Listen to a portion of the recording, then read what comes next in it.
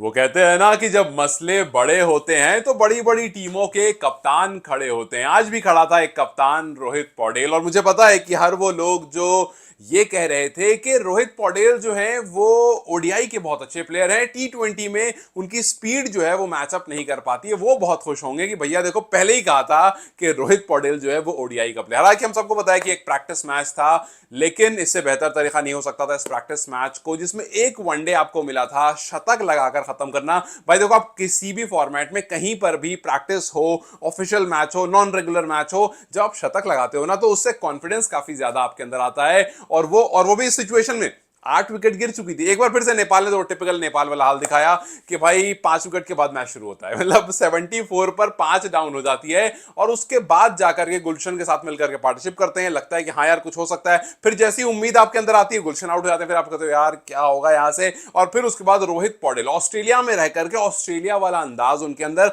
Australia के लंबे चौड़े बॉलर से जाकर के लड़ने एकदम 2-3 बार, मतलब एक बार लड़े, 2 बार लड़े, वो बहस जो है थोड़ी देर के लिए, वो हीटेड मोमेंट जो था वो चलता रहा, और इवेंचुअली जाकर के मैच, हालांकि हीटेड मोमेंट का असर ये हुआ कि दूसरे एंड से विकेट जरूर गिरी, दूसरे एंड से रुपेश जो है वो चले गए, दूसरे एंड से लोकेश बाम चले गए, तो दूसरे एंड से विकेट गिरी, बट रोहित एक एंड से बचे रहे, खड़े रहे, और फिर उसके बाद रन बना करके निकल गए। देखो शुरुआत अच्छी मिली थी नेपाल को, लेकिन हमें बीच में कोलैप्स देखने को मिला। अच्छी से मेरा मतलब ये है कि टिपिकल ओडीआई वाली बहुत अच्छी नहीं, बट ठीक है, दोनों ओपनर्स ने आकर खड़े हुए, दोनों ने रन किए, और फिर उसके बाद शुरू में अच्छी, आपने अगर नोटिस किया होगा तो पिच बहुत अच्छी थी, हरी पिच थी, और उस अच्छी पिच की वजह से बॉलर को अच्छी मूवमेंट मिल रही थी। और शुरू में अगर बैटर्स ने 7 ओवर 8 ओवर खेला तो it's a very good thing कि भाई आप ऑस्ट्रेलिया गए थे, ऑस्ट्रेलियन कंडीशन आपको मिली, आपको ग्रीन पिच मिली, उस ग्रीन पिच पर बॉल हरकत कर रही थी, और आप उस हरकत को फेस कर रहे थे। यस, बीच बीच में परेशानी आई, आपने बाहर की बॉल को खेलना चाहा, बॉल निकल गई बराबर से, आपने खेलना चाहा अंदर की बॉल को,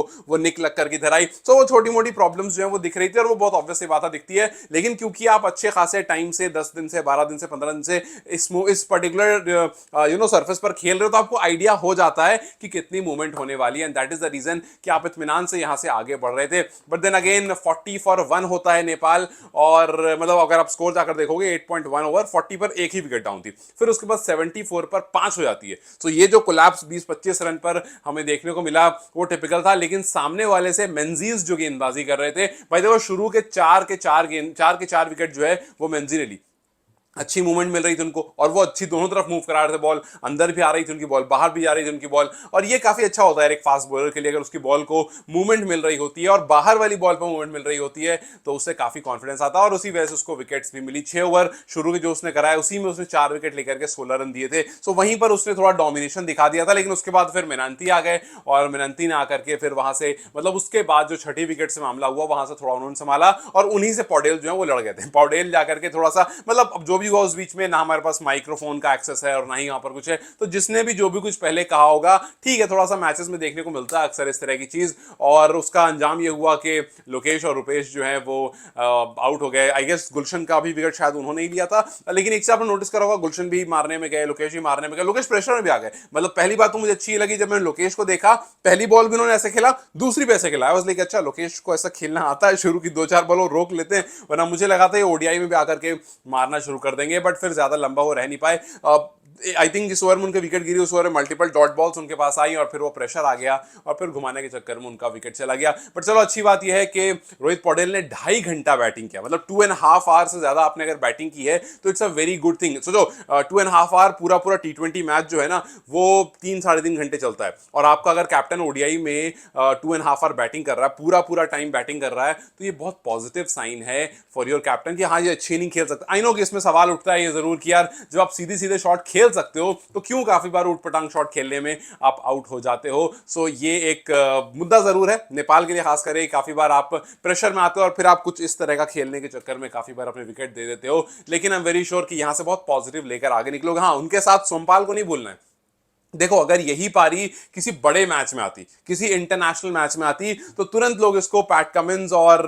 ग्लेन मैक्सवेल वाली पारी से कंपेयर करते थे कि यार देखो वैसी पारी थी ना, 8 विकेट गिर गई थी, बहुत सारे रन्स करने थे, और एक तरफ से एक प्लेयर खड़ा था, आपका कप्तान खड़ा था, रन्स कर रहा था, हालांकि वहां पर कप्तान नहीं थे वो, बट स्टिल एक तरफ से आपका प्लेयर खड़ा था वो रन्स कर रहा था, और दूसरी तरफ से आपका बॉलिंग ऑलराउंडर खड़ा था और वो सपोर्ट कर रहा था, और काफी अच्छी सपोर्टिंग पारी के लिए 40 रन आकर के उस सिचुएशन में मारना जहां पर आप बस 2 विकेट की दरकार है सामने वाली टीम को और मैच खत्म हो जाएगा। लेकिन वहां करके 40 रन स्कोर करना, it is very very very important. और वो भी 10th बैटर जब ये काम कर रहा है कि भाई एक 31 बॉल में 40 रन की एक जबरदस्त पारी, ऑलराउंड परफॉर्मेंस, हाथ में जब बॉल थी तब वहां पर विकेट भी लेकर दिया था, 3 विकेट वहां लिया था, रन यहां पर किए। तो एक बहुत अच्छी तरह से एक टेरिफिक वे में आपने इस स्टोर को खत्म किया, एक अच्छा कैमियो सोमपाल कामी ने दिया, और इससे काफी ज्यादा कॉन्फिडेंस आपके अंदर आएगा कि भाई कैप्टन 101 रन मतलब सेंचुरी कभी भी छोटी नहीं होती। आप कहीं भी किसी के ऑपोजिशन में खेल रहे हो या फिर आप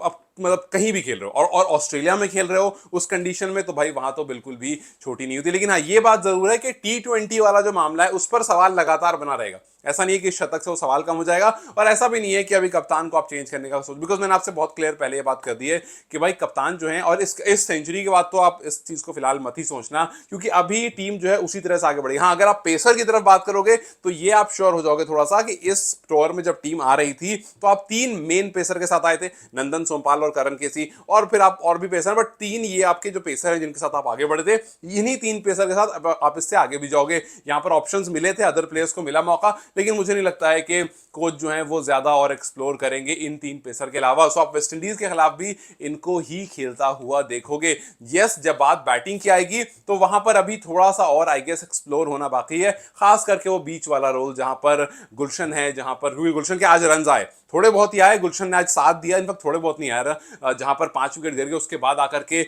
सपोर्ट करना टीम को और देर तक खेलना, I think it's a very good thing. लेकिन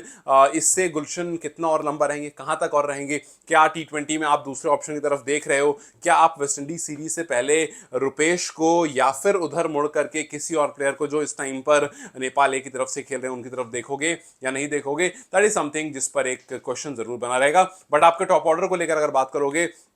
तो यस, आज थोड़े से रन आए, यस आज कुशल ने 28 किए, बट ओडी अगर T20 होता तो आप 28 पर खुश हो जाते, लेकिन 28 इन ओडीआईज 37 बॉल में खुश नहीं हो गए आप, बिकॉज आपको अच्छा खासा टाइम मिलता, आपको वो प्रेशर नहीं होता, आपको 50 ओवर आपके सामने रहते हैं, तो आप धीरे धीरे करके रन बनाने लगते हो वहां पर। बट देखते हैं अब यहाँ पर कि भाई इसके बाद क्या कुछ रखा गया, क्या कुछ प्लान किया गया है, खास करके सीनियर टीम के लिए, बिकॉज आज सीनियर टीम का मैच हो गया। अब इसके बाद 27 को, if I am not wrong, 27 को वेस्ट इंडीज सीरीज है, तो वहां जब आप आगे बढ़ते हो तो उस सीरीज के लिए आपने क्या कुछ रखा है? बिकॉज आज भी अगर आप देखोगे कुछ बहुत अच्छे मौके थे। आज भीमशर्की के पास अच्छा मौका था कि वो लंबा खेल सकते थे, उनके टाइप की क्रिकेट थी, आप आज ओडीआई खेलना था। आरिफ के पास मौका था कि वो खड़े होकर लंबा खेल सकते थे, बट दोनों ने नहीं किया। लोकेश के पास मौका था कि भाई देखो विकेट कीपर की लगातार बात, देखो मैं वही बार बार कह रहा हूं ना कि यार आप देखते तो हो ऑप्शन, लेकिन आप फिर आसिफ के बाद किसी और को देखते हो तो देखते हो वहां पर भी बहुत ज्यादा कुछ बहुत टेम्पटिंग नहीं आ रहा है, तो फिर आप वहां पर चुप हो जाते हो। लोकेश के पास ही मौका था, कुछ टेम्पटिंग नहीं है। अनिल के पास उधर मौका है,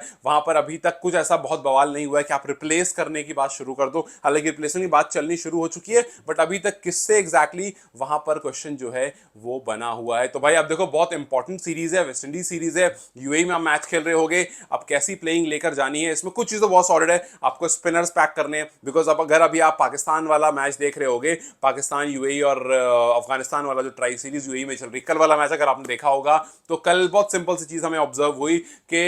अफगानिस्तान जो कि उस कंडीशन को जानते हैं वो भी थोड़ा थोड़ा स्ट्रगल करने लगे थे, जैसे ही बॉलिंग में वेरिएशन आने शुरू हुए, जैसे स्पिनर्स आने शुरू हुए, और जैसे पेसर्स भी अगर वेरिएशन कर, जैसे आपने अगर देखा होगा हारिस रऊफ को, हारिस रऊफ ने भी जब विकेट लेनी शुरू की तो उन्होंने भी स्लोअर डालनी शुरू की थी। तो उस कंडीशन पर स्लोअर बॉल काफी इफेक्टिव होती है, उस कंडीशन पर स्पिनर्स काफी इफेक्टिव होते हैं। तो आप किस तरह की 11 लेकर जाओगे, आपके स्पिनर्स कौन कौन से होंगे, आपके पेसर्स कौन कौन से होंगे, कुछ चीजें तो ऑब्वियस है। जैसे आप स्पिनर्स की अगर बात करो तो यस आपके पास ललित मोस्ट प्रोबेबली अवेलेबल होंगे, शहाब एक ऑप्शन आपके पास अवेलेबल होंगे,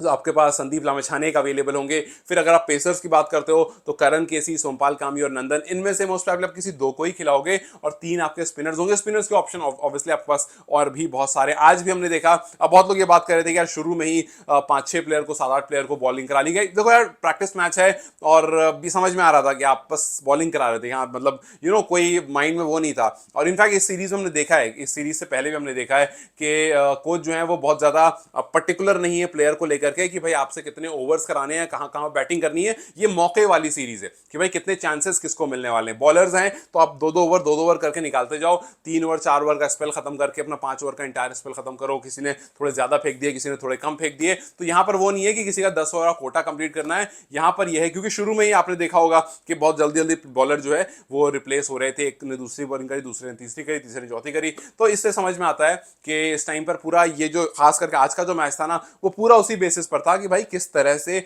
अब सारे प्लेयर को जो ऑस्ट्रेलिया आए हैं सबको पूरे पूरे मौके मिल जाएं आकर के वो बॉलिंग कर लें, उनकी अपनी तमन्ना पूरी हो जाए। तो पूरी पूरी जो आपको 15 थी उसमें से भी प्लेयर्स यूज किए जा रहे थे, बिकॉज ऑब्वियसली एक प्रैक्टिस मैच था ये। तो अच्छी बात ये कप्तान की तरफ से रन आए, अच्छी बात ये है कि भाई बॉलर्स जो हैं वो मोर और लेस फाइनलाइज हो चुके हैं। वेस्ट इंडीज सीरीज के लिए जो मिडिल ऑर्डर है उस पर सवाल और थोड़ा सा टॉप ऑर्डर को लेकर के कंसर्न जो है वो बना हुआ है। उसको किस तरह से सॉल्व किया जाता है ये हमें कुछ दिन में पता चल जाएगा, और अभी से अगले 20-25 दिन तक क्या करेगी ये सीनियर टीम, इस पर भी नजर रहेगी। कुछ दिन ऑब्वियसली रेस्ट करेगी, एक बड़ा टूर है तो हफ्ते भर तो आप रेस्ट करोगे ही, लेकिन उसके बाद क्या करेंगे ये देखना होगा। एंड अगर कुछ अच्छा मिल जाता है तो फिर will be waiting for that as well. खैर, happy for Rohit Patel, but T20 में क्या कुछ होगा, कैसे होगा ये देखना है। And I am very sure कि ये बहुत ज्यादा उनको भी मोटिवेट और बूस्ट जरूर करेगा। खैर, what's your take on this entire match मुझे कमेंट सेक्शन में जरूर बताएं। Till then you guys take care, I will see you very soon, bye.